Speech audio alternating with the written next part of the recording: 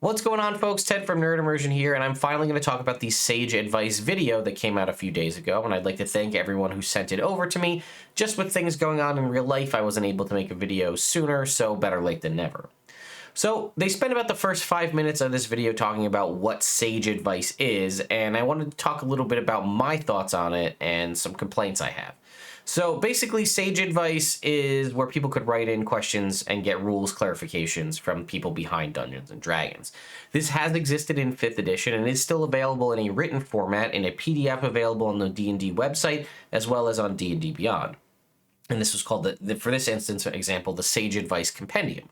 And I really love this format because it allows you to download and then read through a written document that you can Control F and search through, whether on the website or in the PDF form, to look up specific questions. Like, let's say you have a question about how does Counterspell work? Well, I can search Counterspell in the document or go to the spell section and read through them and say, oh, here's a very specific clarification of that. Yes, you can Counterspell a Counterspell, even though you cast the initial spell. Things of that nature are spelled out in that document. Whether you agree or disagree with the functionality that should be allowed, the actual intended rule is explained there in that document. And I very much like this format. It deals with the concept of being able to search it. You wanted to physically print out the media and bring it with you, that's an option as well. It's something that you can search through at work in a public place where you don't have to worry about having headphones on, and you don't have to worry about closed captioning or anything of that nature. If this new format, which it does seem like they allude to that in the beginning of the video, is going to be Sage Advice video interviews between Todd Kenrick and Jeremy Crawford, I think that that's a big miss, personally. Especially if it becomes in place of these physical Sage Advice Compendium updates. That is a bad call. This particular Sage Advice video doesn't actually answer any Sage Advice questions, really. It's more about a design discussion about things they've changed in the way 5th edition works and their thought process going forward. I absolutely think there is a place for this information, and I'm very thankful we have it, as it answers a lot of questions that you and I have had. However, these are not rules clarification questions, these are design choice questions. So very happy for having this information, just don't call it Sage Advice, call it Design 101 or whatever you want to call it, and keep Sage Advice separate. That's my thoughts. Now, what did they talk about in this specific video? By the way, I'll pull it up here just so you guys can get a good look. Here it is. I'll put a link to this video in the description if you want. It's about 20 minutes long. You can see here about 5 or so minutes of it are spent talking about backgrounds with feats. 5 or 4 minutes or so are spent on feat stacking, which I'll explain in a second. And another 5 minutes about using hit dice and proficiency bonus in a different way. Now, rather than having us listen to the back and forth, I figure I can just kind of sum it up easily for you. And again, it's stuff that you and I have discussed in the comments and I've mentioned in recent videos, is a sort of transition or shift, some people might call it power creep, in the way 5th edition is being designed. And I do think that that's an interesting choice to be making this, 7, 8 years into the development of 5th edition Dungeons & Dragons, when we know we are 2 years away from a big update coming in 2024. Now, I imagine all of this is we're in the experimental years, if you will, these next 2 years, where they're going to be tweaking and trying new things to throw stuff at the wall and see what sticks, which will ultimately inform the 2024 decision for the core rulebooks. Although, again, still supposed to be backwards compatible, should still work with these other books like Tasha's and Xanathar's, but will likely just be updated in its appearance to be more in line with newer things. So the first up is backgrounds now give you feats. Backgrounds primarily in the past, and they even allude to the fact that it's called a background. It's not something that's supposed to be in the forefront necessarily of your character, it's supposed to be a background. And the concept of it originally was, it's what your character did before they became an adventurer, right? You are a first level paladin, but your background is acolyte, right? So you studied at a church, and then at some point you made the transition from NPC commoner acolyte to class level 1 paladin. Now, depending on the person and depending on the character, that background could be drastically influential with their character. It could define everything about who they are, or it could be basically just a thing that was in their past that they don't deal with anymore, and it essentially was just a mechanic to get them a couple of proficiencies. And I think we can all attest. Now, maybe your games are lucky, so let's say that that's the case, but I've been in the situation where I haven't played a ton of 5th edition Dungeons and Dragons. We've talked about this in the past. I've gotten to play in a handful of campaigns. Thankfully, a lot of them relatively long running, which I do appreciate. And I'd say it very much depends on the character, but more often than not, their background isn't drastically influential unless the DM works very heavily with the character and the player to set that background into something grander, right? Now, if your character's background is a noble, let's say, and they are a son of a daughter or whatever of a duke or a duchess, a king, a prince, whatever, and that crown, sovereignty, whatever it is still in power, that obviously could have a huge impact on the story, because you could go back to mommy and daddy, who are the king and queen of this country, and that could be a big deal. You might be able to use that to your advantage in certain social circles.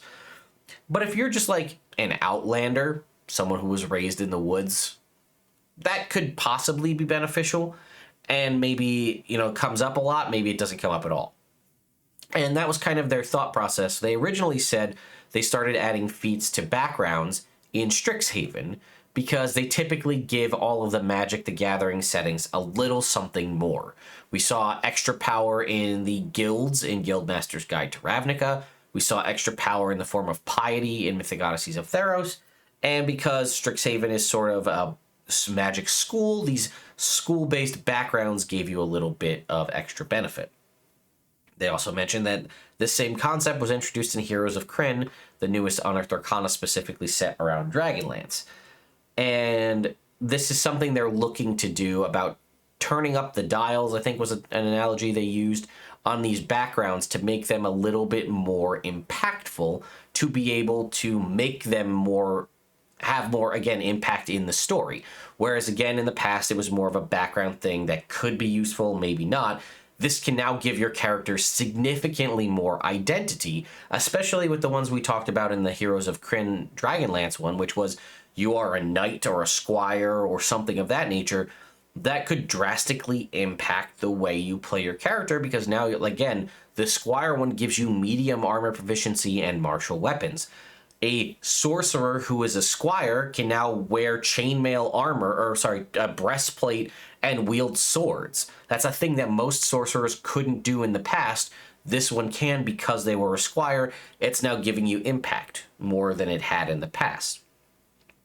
Now, they also made allusions to it might be something they only do with, campaign setting specific things, like, again, a Dragonlance and maybe other campaign settings we'll get in the future. That might not be a standard thing going forward. I don't feel like that's true. I feel like backgrounds come 2024, all backgrounds will grant you a feat. Now, if you also notice, those feats are a little specific. None of the feats granted by the backgrounds give a +1 to an ability score. They are largely roleplay and character mechanic feats, not things that boost an ability score. Now, we've talked about this in the past here on the channel about the concept of a feat at first level and how that's really interesting. A feat at first level can go a long way to allow a character to develop an interesting backstory. And then should you allow people to just pick a feat at first level at random? Should you work with them to build it off of their background and their character?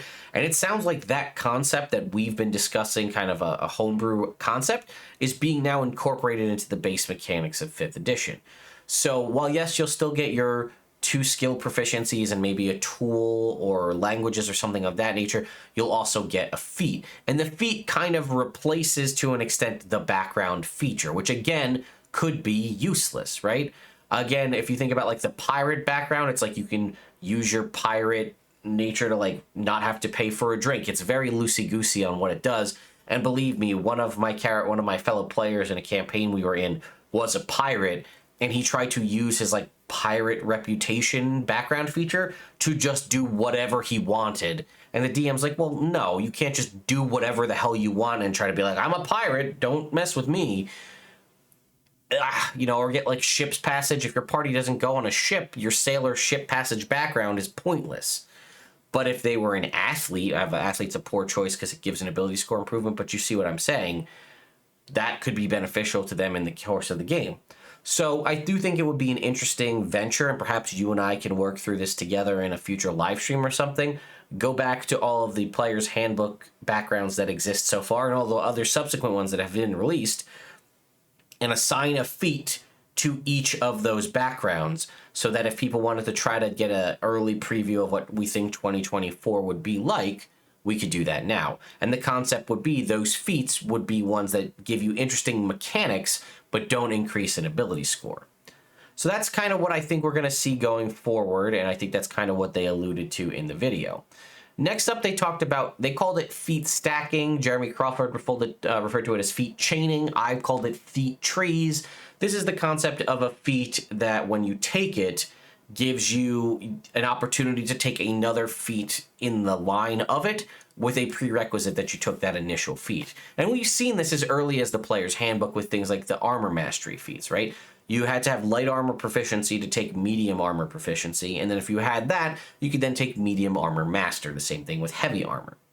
Now, in previous editions, and they allude to it in the video, this was a very big thing. Like, feat, you could have multiple feat chains or feat trees that would take you 3, 4, 5 feats, to the point where, again alluded to in the video, you needed to kind of plan out your character's history at level 1. What feat are you going to take? Because that's going to impact what feats you're allowed to take to get you to a certain ability, maybe to have access to a prestige class or a certain thing by a time where it would be most beneficial to you.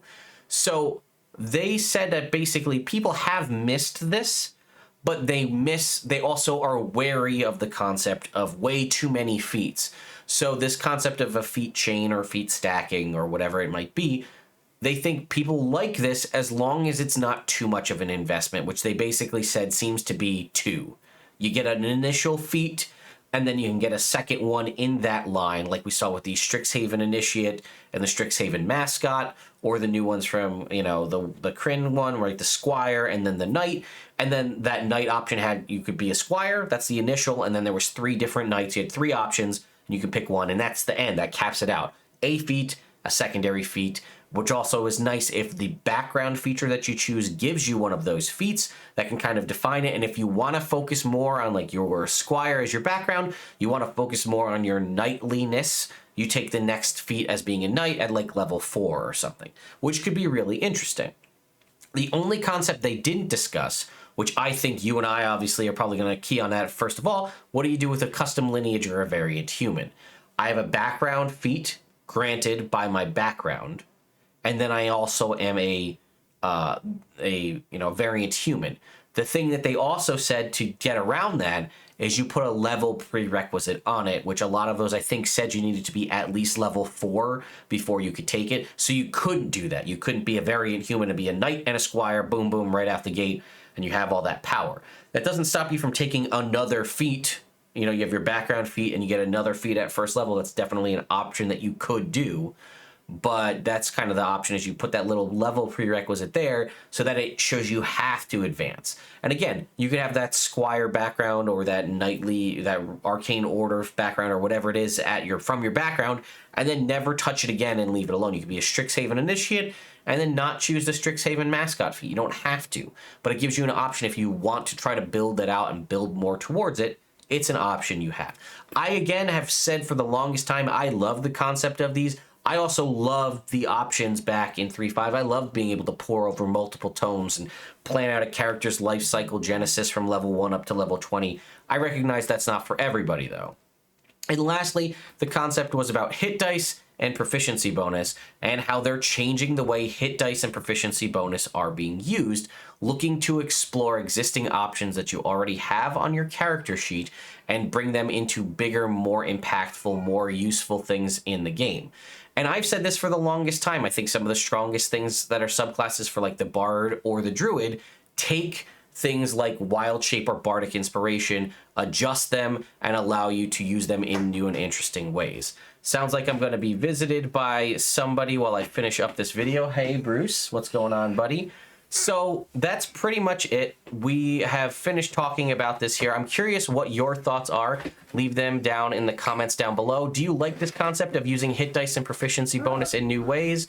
What do you think about backgrounds and feats, as well as feat stacking or feat chaining? Bruce, what do you think about those? Think they're good? Yeah. He thinks they're good. So anyway, let me know your thoughts and opinions in the comments down below, and I'll see you all next time.